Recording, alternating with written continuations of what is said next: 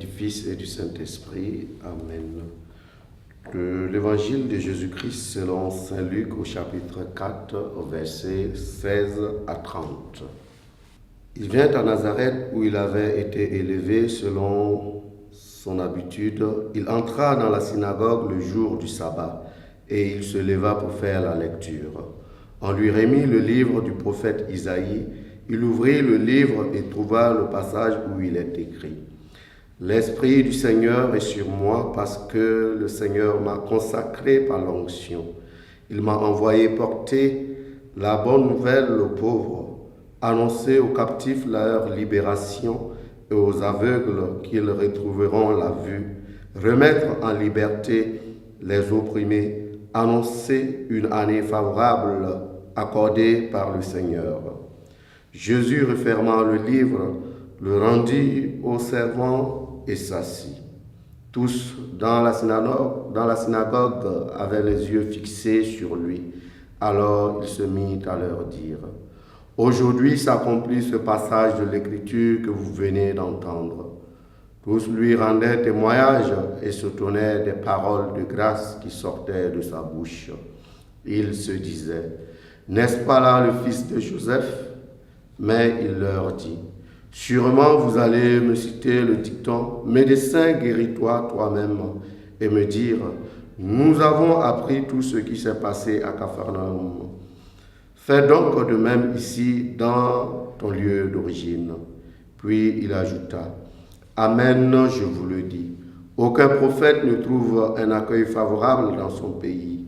En vérité, je vous le dis, au temps du prophète Élie, lorsque pendant 3 ans et demi le ciel retint la pluie et qu'une grande famine se produisit sur toute la terre, il y avait beaucoup de veuves en Israël. Pourtant, Élie ne fut envoyé vers aucune d'entre elles, mais bien dans la ville de Sarepta, au pays de Sion, chez une veuve étrangère. Au temps du prophète Élisée, il y avait beaucoup de lépreux en Israël, et aucun d'eux n'a été purifié, mais bien Naaman le Syrien. » À ces mots, dans la synagogue, tous devinrent furieux. Ils se levèrent, poussèrent Jésus hors de la ville et le menèrent jusqu'à un escarpement de la colline où leur ville est construite, pour le précipiter en bas. Mais lui, passant au milieu d'eux, allait son chemin. Acclamons la parole de Dieu. Louange à toi, Seigneur Jésus. Bien-aimés dans le Seigneur, en ce lundi 2 septembre, l'évangile de ce jour nous permet de découvrir l'identité du Christ. Le Christ qui se présente comme le consacré de Dieu, l'envoyé de Dieu qui est venu nous libérer de nos servitudes, qui est venu nous libérer de nos aveuglements. Mais la question que nous devons nous poser est la suivante. Quel est l'impact de cette identité du Christ dans notre vie de chrétien?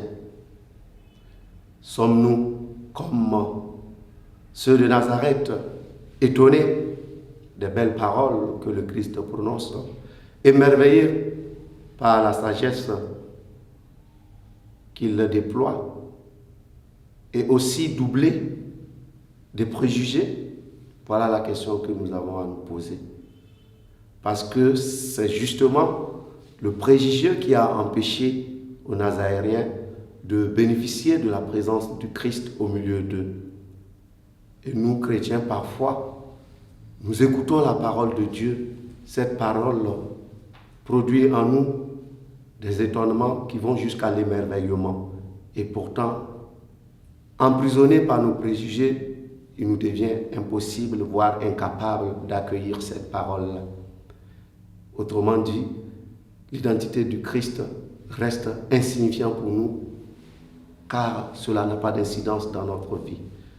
Au cours de cette journée, nous allons demander au Seigneur qui nous donne la grâce de discernement. Ce discernement-là qui nous aide à sortir de nos préjugés et qui nous rende capables d'accueillir le Christ le Fils de Dieu, celui-là qui s'offre à nous, celui-là qui se donne à nous. Loué soit Jésus-Christ.